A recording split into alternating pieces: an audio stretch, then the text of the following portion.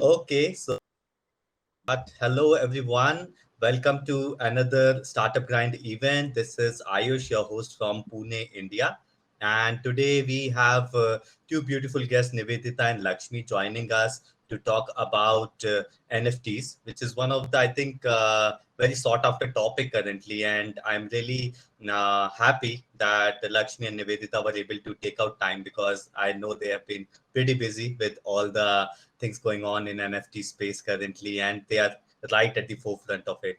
So I really know that many of you, just like myself, are very curious about NFTs and what all is going on. And I feel that these two people right here are kind of the best in the business. So welcome Nivedita and Lakshmi again. And I think for the next 1 hour, we are going to be all ears to your wisdom and your learnings. And now, people, I always do the event in a way that we have enough time available for your questions as well. So feel free to put in questions in the Q&A section, and in between as well as towards the end. As I get time, I'll keep taking those questions.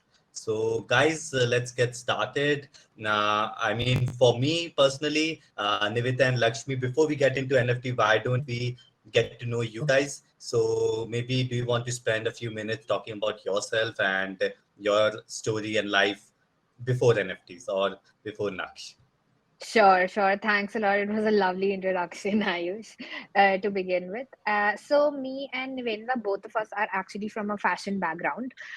We met in London when we did our masters together in fashion retail management. And coincidentally, we did our undergraduation also in NIFT, but me in Bangalore and she in Chennai. So, we have a background in fashion and more on the artistic line.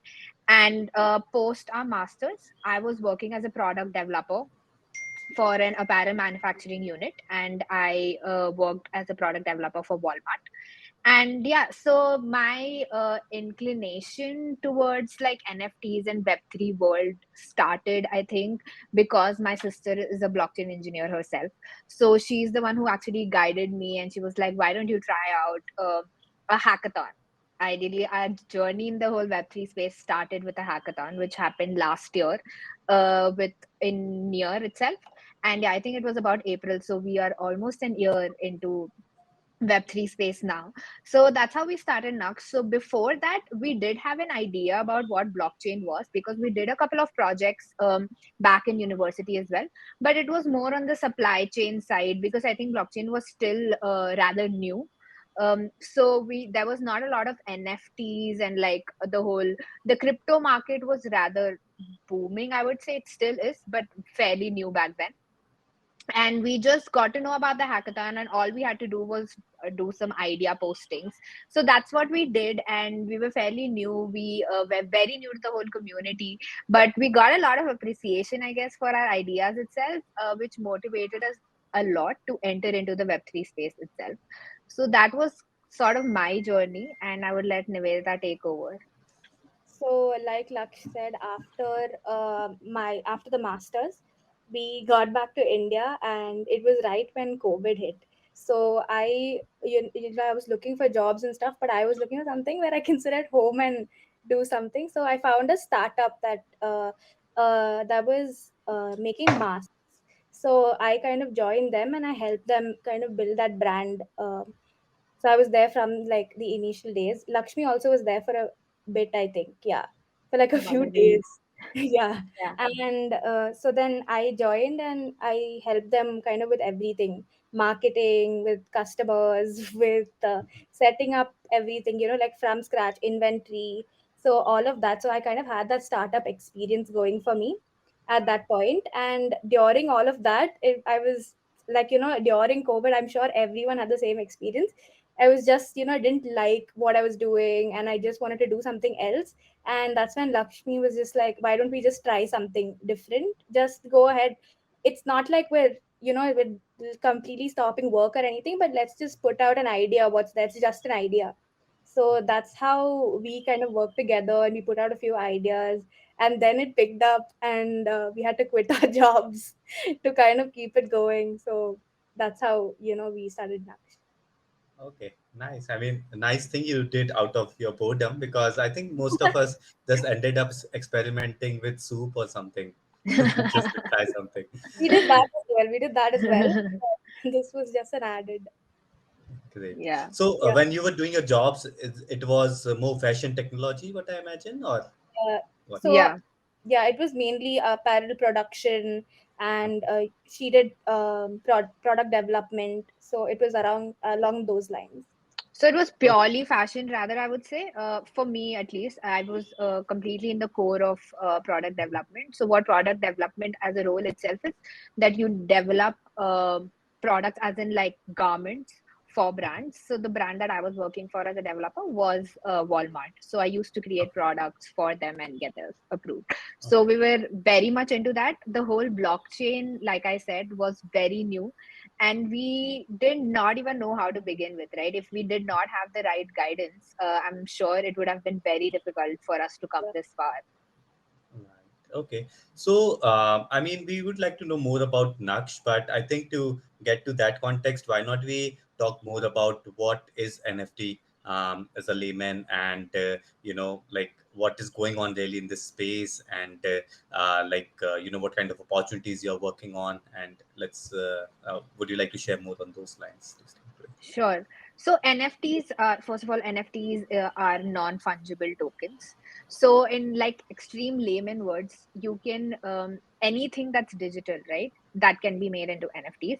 So how they become non-fungible tokens are that you just store them in a decentralized storage, and when they are stored in a decentralized storage, there's like ownership that's been given. There's a unique code that's generated, so that whenever there's transferred, everyone always knows that who is the first owner, right? So whatever you can store that, and which can be transferred from one person to the another. So in a very layman terms, this is what like NFTs are, right? So NFTs can be artwork, can be videos, can be music. You can mint anything and everything that can be digitized, and you can make that into NFTs. Whether you want to carry forward with a little bit more Yeah, detail in okay. the I'm tech side. sure. I'm sure if you like, if you follow the news on NFTs, you would have seen that selfies go as NFTs. So there was someone who like sold his selfies as NFTs. So there's literally like nothing that you can not. Sorry, is my No, it's going fine for now. Yeah. all good? Yeah. Oh, okay. I could for a while. Yeah, you can go Okay. ahead. Yeah, Yeah. Okay. it's fine. Yeah. So yeah. So yeah. So literally anything can be an NFT. So in how like I explained it to my parents was that it's a unique like because I'm selling art. I told them that this is a thing that you cannot replicate. Like if it's you that owns it, then everyone will be able to trace it back to you. Like you're the one who put the artwork. Everyone knows that it's you. It's as simple as that. So that's how I kind of told them. And Okay. I Okay. think the NFT space at least started booming with the obviously with the Beeple, like one of the biggest and the most expensive NFT that's been sold, right? So how it started and how it started gaining I think the value gain started happening after utilities were attached to like NFTs, right? So how these NFTs become famous itself is generally because of the community. The more popular it is, that which means that how much community is around it, and the value of that NFTs, those NFTs increase accordingly.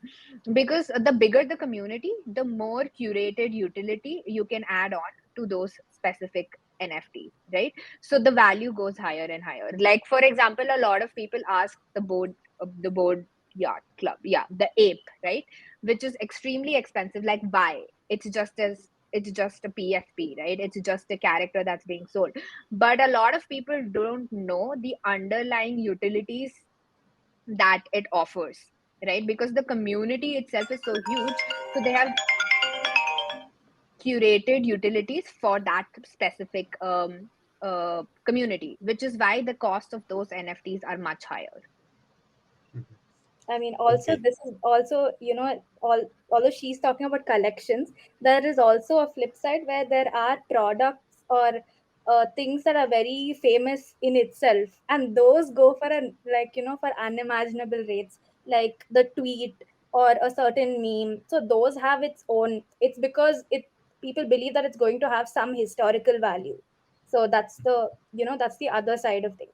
There's one where you get utilities and you become part of a community, you feel part of that community, you get added advantages when you're part of the community. So that's one bit. And then of course, it's like buying something that you want to keep as, like, you want as a keepsake. So that's also there. That's also part of the NFT space. And I think a lot of NFTs are also sold because of the sheer ownership, like the value of ownership. For example, the Shivaji, the boss. I'm not too sure if you're familiar. There's a very famous Rajnikant movie called Yeah. Shivaji, and one of its scene was sold as an NFT, right? So, which means that when they own that particular NFT, they have all the rights to it. So let's say they want to utilize that, let's say they want to make further products out of it and stuff like that, they can use those artwork or like those whatever content that is, right? You own that, so you can use that in any and every form. So there's a huge factor, that is the ownership, that also plays in making the NFTs more popular, I would say.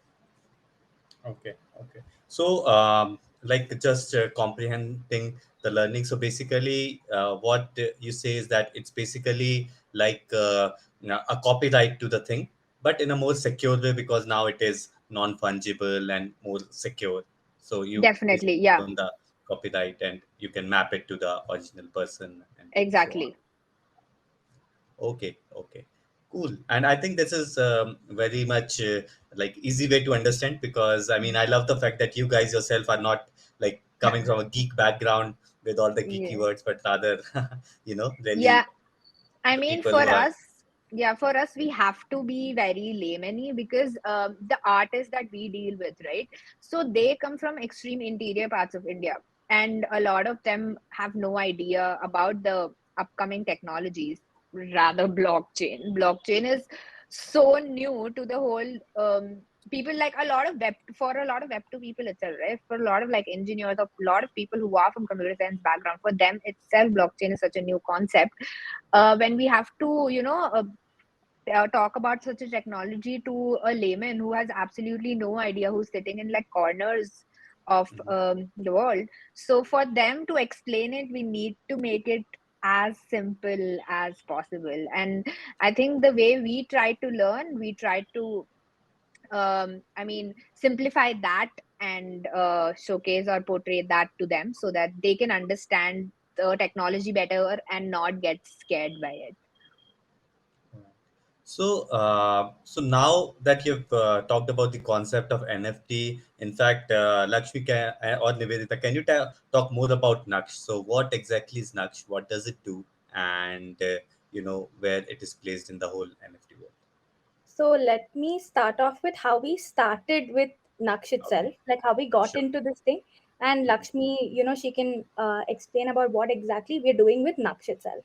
So the idea, like Naksh, was actually supposed to be a little bit different. Like the product, although it's along the same lines, was supposed to be a little bit different when we had put our ideas during the near build-a-thon. So we put an idea that it was just supposed to be traditional art going out as NFTs. So we just wanted to get artists on the space. As simple as that. We weren't thinking of, like, there should be a marketplace of our own. It needs to be like this. These are the type of people we need. It was just a simple idea where we just wanted traditional artists on board and we helped them sell. And then slowly, we started working on that, and people gave us a lot of feedback. Our tech advisor told us, she was already in the space, so she gave us a lot of So, you input. started as a Web2 marketplace, basically, No, just it wasn't. It wasn't supposed to be a Web 2 marketplace. We wanted it to go as NFTs, but okay. we were more. Didn't have the plan of a marketplace because there already are marketplaces, right? But then when we started speaking to people, we realized that the type of art that we wanted to sell and the type of artists that we wanted to bring on the space, nobody else was really doing it at that time. So when we started speaking, people were like, you should be doing this, because it's something that we haven't seen in the space yet. So you should bring these people on board, get them from web 2, bring them to web 3, like explain it to them, handhold them, that's fine, but just do that. So that's when we kind of started working on the project a little bit more, and that's when we decided that Naksh is going to be how we're going to go about the project. I think Laksh can explain further. Yeah, so Naksh currently hosts Indian traditional artists. So what I mean by traditional Indian traditional artists, that people who work on like physical mediums, right? So they are like actual handmade stuff.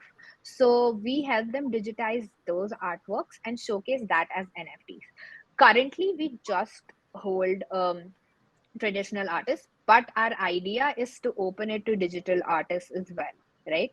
But currently we are a platform that holds extreme fine art works, and because all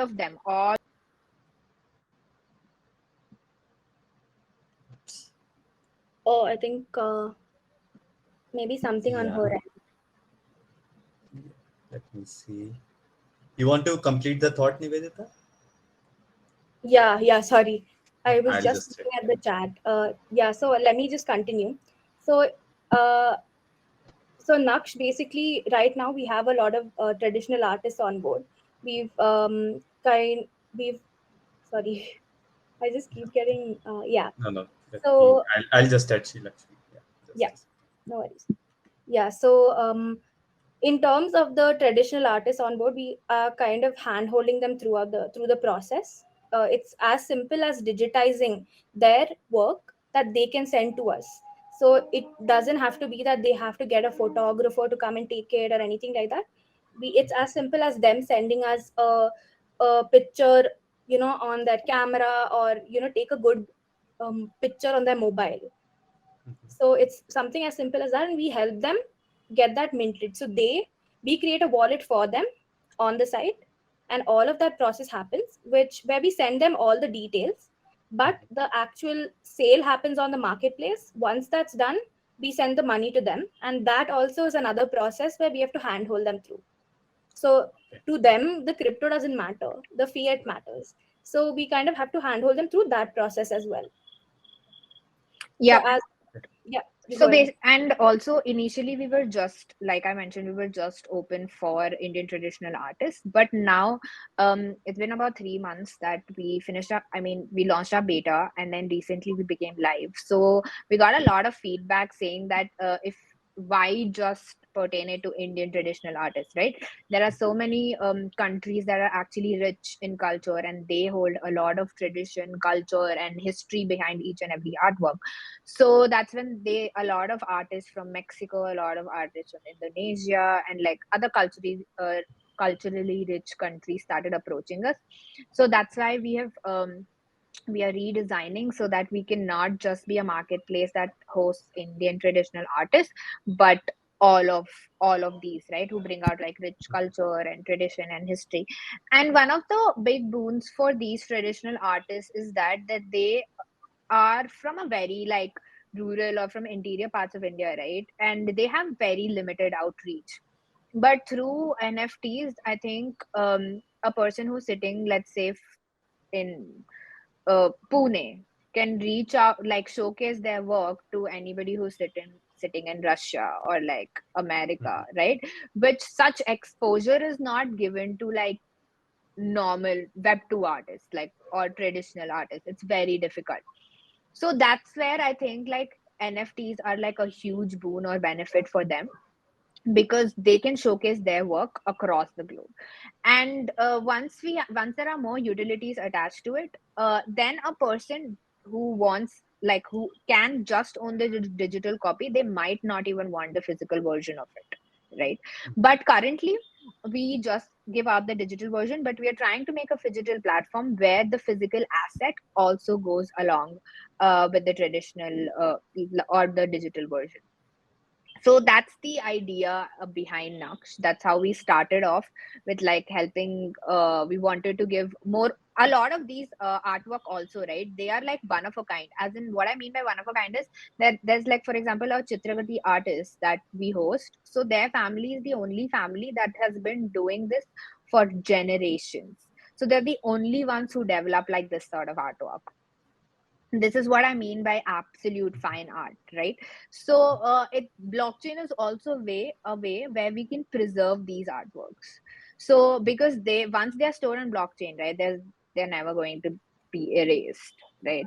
So that's where we formulated the idea of Nux and we started off. Okay, okay, fair enough. And I think a good elaboration, because that really helps us to understand. And one of the question that I think is probably often asked question is that, since you guys came from a background which was not technical, and mostly blockchain or Web3 and everything is more like technical in nature, as it seems from the surface, or more people are like involved are say programming or being geeky about it. So, how has been your journey, and any lessons, like how a person who is not really technical could follow their path, as well as like what kind of areas really require technical person, and how did you solve it? First of all, to begin with, this is a big myth that Web3 is only for technical people, right? It's absolutely not.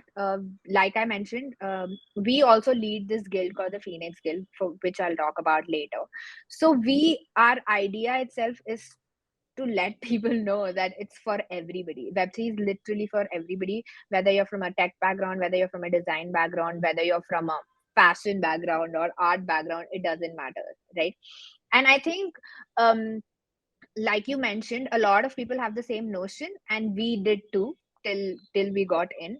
And for us, I think in one way we were a tad bit lucky because, like I mentioned, my sister is a blockchain engineer, so she helped us get an idea about the whole Web3 space, about blockchain and how things work, and how it is not just a space for engineers or like technical or like computer science people. And the other thing that I want to say is that our journey has also been pretty great because of our protocol that we chose, which is Near. We started our Web3 journey with the Near hackathon, and we have continued our journey with the Near protocol itself. And they have been very great and supportive in each and every resource possible, right? So let's say, when we started with the whole ideation, the protocol actually pushed us to build it out as a product, and they gave us like grants to do so as well, and not just grants but also mentorship and also help in every sector possible, starting from marketing, social media marketing, to promotions, to like YouTuber influences, to testing the product. You can reach out, like we got like help from every sector, from near possible, right? So that was really great. I mean, I think we were very fortunate and lucky for that, because I'm not too sure how many protocols actually go to that extent to help out in different aspects, right? And also the second thing was that, like I said, another thing that we got pretty lucky was to build the product itself. We needed a couple of folks, and getting those couple of folks were also, I think, easy because somehow there were like a couple of people in our circle who were interested in blockchain and wanted to learn and had a technical background. So we roped them in, and we had like a design person, we roped her in, and that's how we began. Like, I think we started off with a group of 1, 2, 3, 4, 6, and now also we are a pretty small team. We had then hired, like once we started make the product, we realized that we have to market it better, so we hired a content writer. So we are still fairly a small team, and thankfully now we are expanding that bit because we are now building on Harmony as well. So we got a much experienced group now from for building in Harmony. And yeah, so I think in that aspect, like there were like help from every corner, and I think it just came together for us. I think we were fortunate that way. But I would also say that as founders, we still do a lot of a lot of hand holding work for example, like we started learning the tech side of it. We are starting a JavaScript bootcamp itself. We have attended events across the globe to know more about protocols, more about options available, more about how ways to learn, right, to expand our outreach, expand our knowledge. And we did a lot of like financials. We still do a lot of like intricate work. We still do it ourselves. So yeah, I think it's a lot of hard work that I think we have put together to get this product out. Anyway, if you want to add on, wait, I think. Ayush. Yeah, hi. As I, as I feel. Can you hear me? Yeah, we Yeah, can hear yeah, we can hear you. On. Just I hope continue. I can continue. Quickly, next aspect, I think uh, in explaining Naksh, you had mentioned about moving to other art space and everything. So, would you like to elaborate more the art scene in India versus now what world, and from the lens of NFT, can you tell more about your experiences? you can go ahead. Yeah, so in terms of the art scene itself, Lakshmi and I, during our masters, we were part of a project. So it was for a startup, which was basically using Indian art forms like ikat, if you've heard of it. They were using ikat to create embroidery kits and sell them for to customers. And this company was based in the US, and it's a lady, an American lady who's running it. And we did all of the research in terms of expanding her business into to India and the kind of art forms she can use. And the thing is that her business does well because of the art that is provided, because of the kind of art that India, the Indian art forms that are used for embroidery.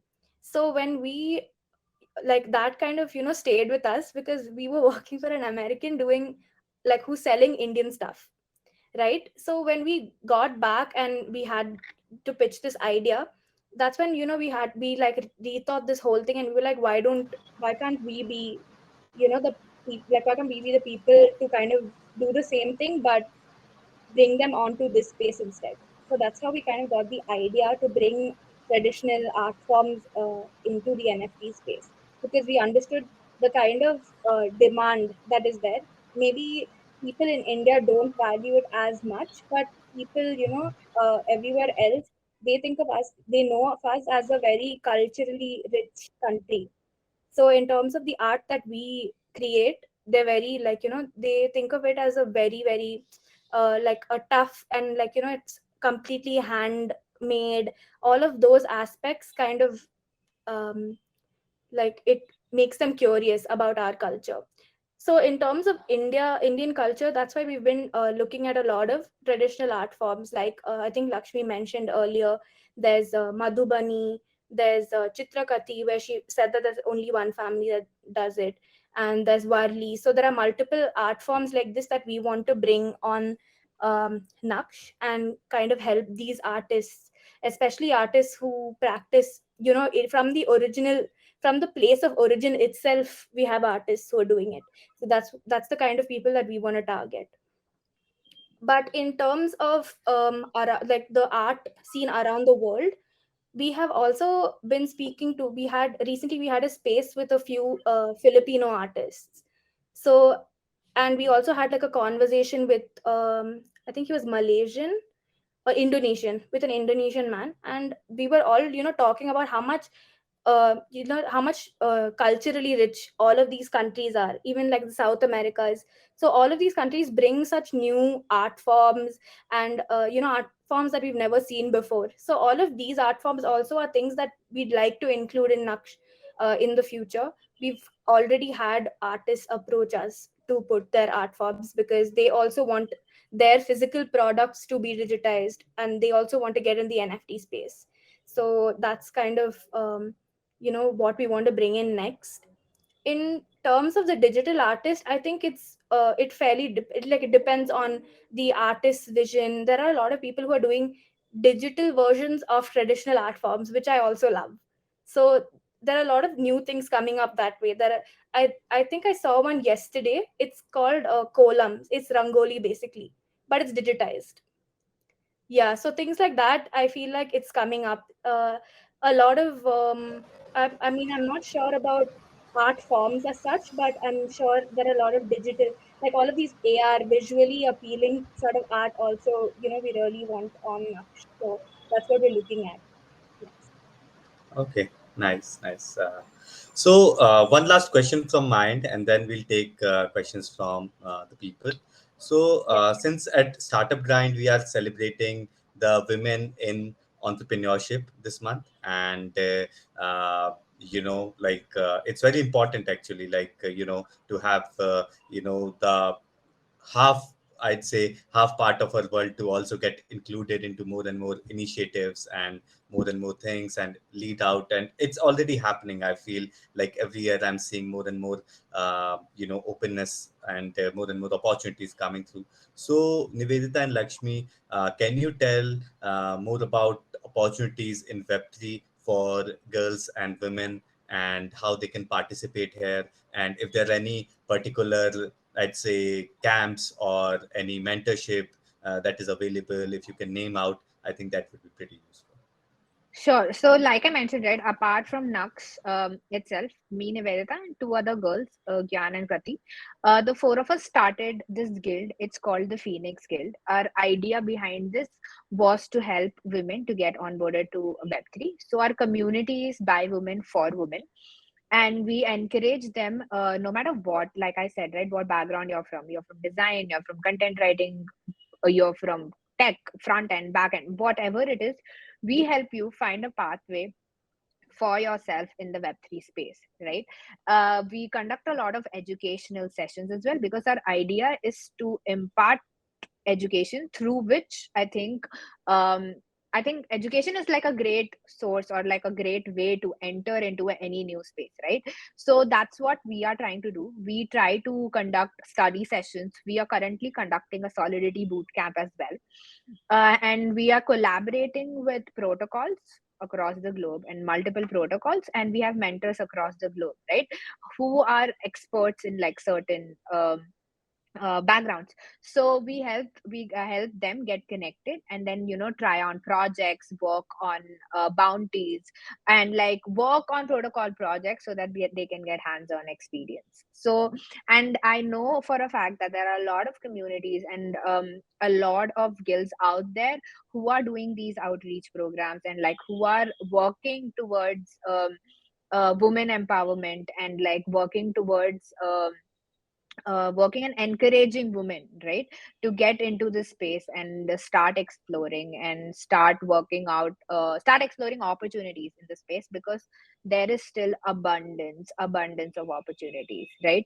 And a lot of opportunities that go absolutely unutilized. And I think we also try to create a safe space for women. A lot of women who are not comfortable, right, in a surrounding where there could be men, or where could there could be like where they're not able to freely give their opinions out, right? So we try to create a safe space for them and address all of their issues that could be solved to get into the Web3 space. And yeah, Niveta, if you want to continue about that. Yeah, so like Lakshmi said earlier, we were kind of fortunate with our Web3 journey, right? Because we had people to help us throughout. And we had people who already knew what the space was, who were ready to educate us. They gave us resources that we could read up. So that, that kind, and like me and Lakshmi were obviously a team, so we had each other to rely on. But there are so many women who have to do this, like, as an individual going into the space. So as two people who didn't know about it at all, it was so intimidating at first. Even though we had so much support, it was still intimidating because we didn't know that much about the space when we started off. And this is the exact reason why we began the Phoenix Guild, because we wanted it to be a community where everyone was able to learn from each other. there are people, who are very experienced, who, give us like inputs. We put out a feedback form on the group, and a lot of women gave us input on how we can make the website better. So it's all a lot of cross collaboration. There are a lot of founders on there who, drop their products, ask for feedback, who are ready to mentor other women. So what we like to say at your, like at the Phoenix Guild, whenever we speak, is that empowered women empower women. So that's what we focus on, and that's what we want to do in bringing all of these women into one space. Not just women, non-binary folks, and we always welcome allies as well. So all of our sessions are open to anyone who wants to watch. We you know like we're doing master classes right now, which we've opened up to everyone, and we have experts coming in and giving talks. We had one about NFTs from a very good, like an amazing artist called Cyber Shakti. She's very well known in the NFT space, and you guys should watch that as well if you want to know like a little bit more,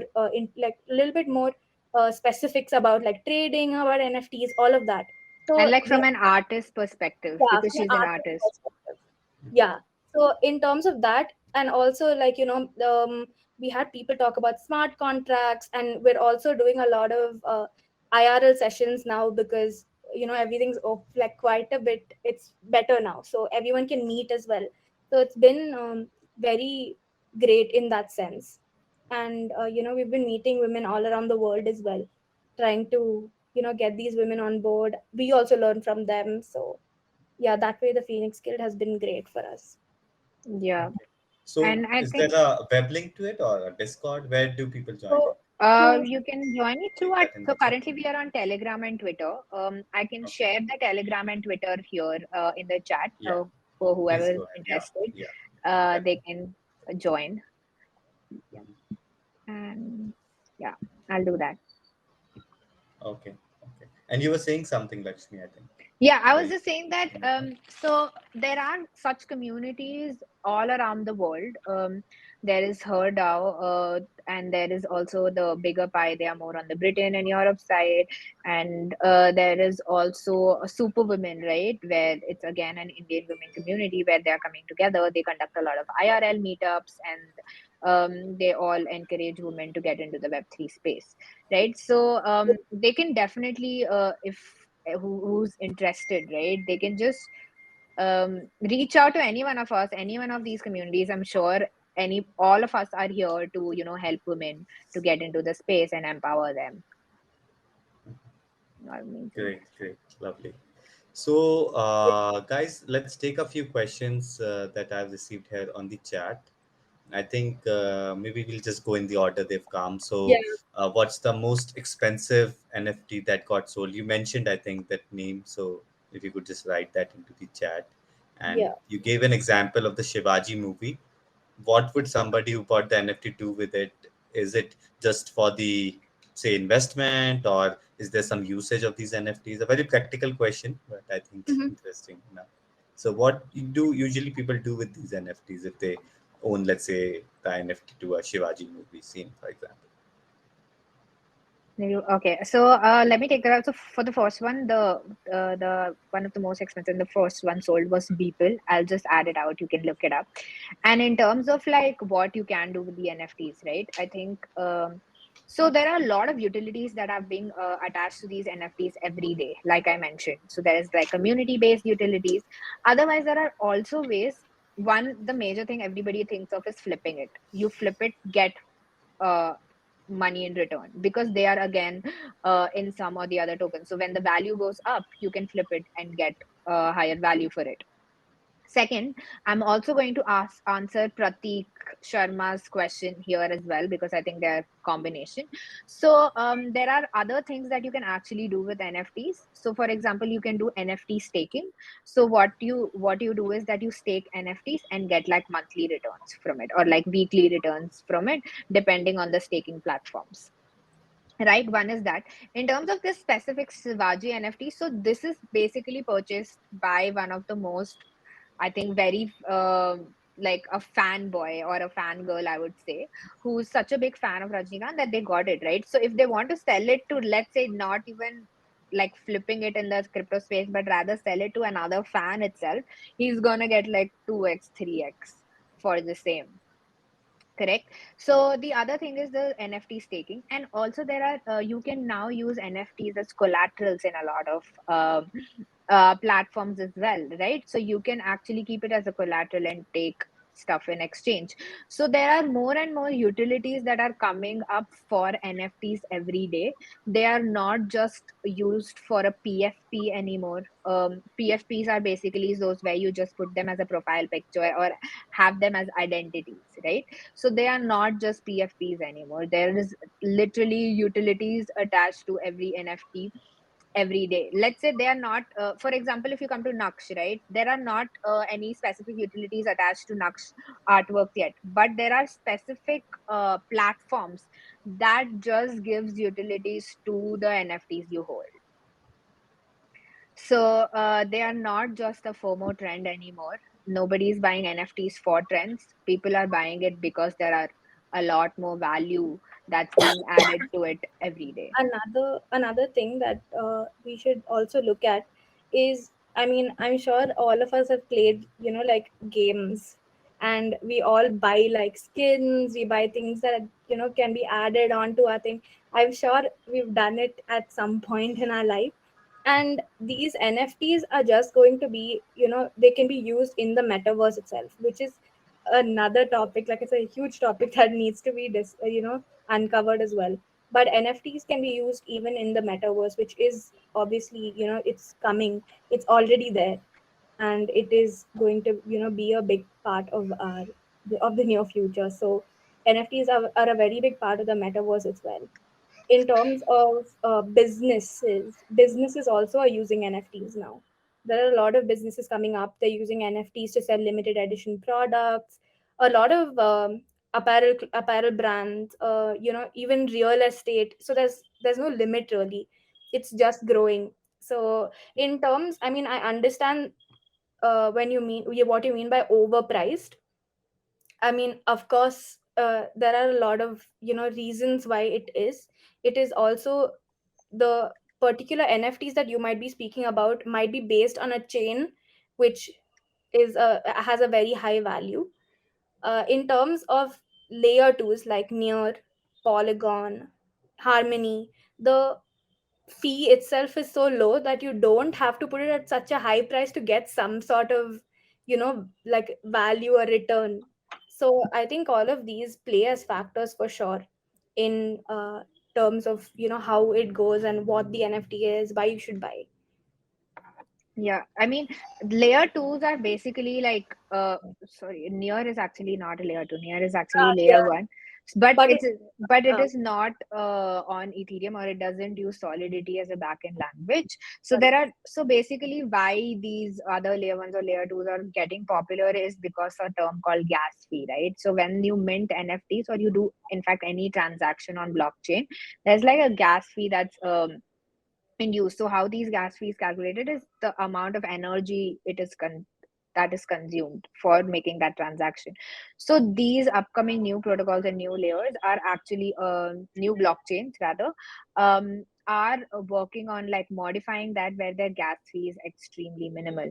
So the gas fee, for example, for Near, right, it's 0.0004 like dollars. It's extremely minimal. While if you go directly and mint on Ethereum, the gas fee is much higher. And the layer twos, right? Like for example, Arbitrum or Optimism, they are built on like Ethereum, like layer ones, so their gas fee is much lesser. So and a lot of these L2 layer 2 blockchains are now introducing platforms that have their own utilities for NFTs, you know. So like I mentioned before, it's not just for like the FOMO or PFP reasons anymore. And I think it's like to answer like why would people buy NFT could be even we found like why would people buy art? I mean, like someone just wants to collect. So that way I think people can always buy and keep and Yeah. Yeah. I So mean, not all are really like yeah, those got not 100x, but some of them make news. So similar. correct. And like a lot of people, right, build houses on metaverse itself, you know. So a lot of these artworks can actually be used as like a showcase in these metaverse houses, or like buildings that you do it on metaverse. Like there are malls being built on metaverse. So the, like I said, the Web3 world is expanding every day, that there is nothing that is not utilized anywhere in the whole space or ecosystem. Fair enough. Yeah. So moving to the next question, Subramaniam asked like about the copyrights. Like, Yeah. does NFT really means a copyright? Which probably Mm. I only said, but I'm a noob here, so probably Nivedita and Lakshmi can clear it Yeah, up. in terms of how the NFT itself can be used in physical worlds, yes, you'll need a sort of you'll need to hard code that. You need to so that it can be used multiple times and stuff. That is an option. There is always like once you sell an NFT, digitally it is used, it can be used anywhere because that's the kind of ownership that goes with it. But in terms of let's say you want to print it out and you want to use that, so in terms of actually using it in real world scenarios, that's when you need to actually mention, it needs to be mentioned explicitly. He's right. Okay. But in terms of So I, digital usage, it's not. I mean, it's implied by having a digital artifact. which I think kind of answers question from Prajot as well regarding like how and when NFT can be copied and so on. So I think we'll move to the last question of the evening, which is I think kind of sums up the evening, which is like while this is a uh, event dedicated for women. Um, are there women in the audience? So women in the audience, please make some noise because I'm a bit confused with the names. I'm So trying if there to. are women, please send a boom or a thumbs up. But if they are not, then also I think it's a great moment to have 10 men listening to two women for an hour. Yeah, this is exactly why we started the Phoenix Guild. We want, we want there to be more women in the space. And as you can see, there are only men here. So that clearly means that we need to work harder, I guess. Yeah, But also, like exactly. we met, like Niveta mentioned, right, that we want men allies as well, where some men can help empower the other women to get into the space and be empowered themselves. Yeah, Right. I feel like, especially, being in a space, especially with all of the conversation surrounding how women, the women in tech conversation, basically, how many women are there, how many men, even though there are more men in the tech space, I think if all of these men come together and help bring more women into the space, tell your sister, tell her about, maybe she's a good artist, your mom, whoever, just bring them into the space and kind of help them through their process. So the space is for everyone, and maybe Claudius can get a few women onto the Phoenix Guild. Yeah. Sure, sure. And I think, see, eventually all of these things that we do are an alibi for more collaboration and to come together rather than creating some difference. And eventually, I think it's all about coming together because that's how the world works and should work rather. So, yeah, looking forward. So, thank you, Nivedita and Lakshmi. Thank you for such a wonderful speaker today and being so patient and taking up all the doubts that we had. And thank you so much. We wish you all the best. And to everyone else, thank you so much for joining in. Thank you. Thank Have you a so good Thank day. you. Thank you much. guys for listening, and thank you, Ayush. You've been a great host. It was lovely talking to you and answering everybody's questions. Same here. I've And attached. last thing, okay, sorry, last thing. How do people connect with you? Is it LinkedIn or Twitter or email that you want to Um, leave here? You yeah, can please. Twitter works best. I have just added our communities, Twitter and Discord and Telegram. Yeah, I see that. I Yeah. can also add our Twitter or Telegram here, and you can reach out to us through that. Yeah, please, yeah, you can DM us always. If you have any other questions, please reach out. We'll be happy to answer them. Sure. Yeah. Okay. Thank you so much. Yes. Thank you. Thank you. Thank you, guys. Bye. Bye.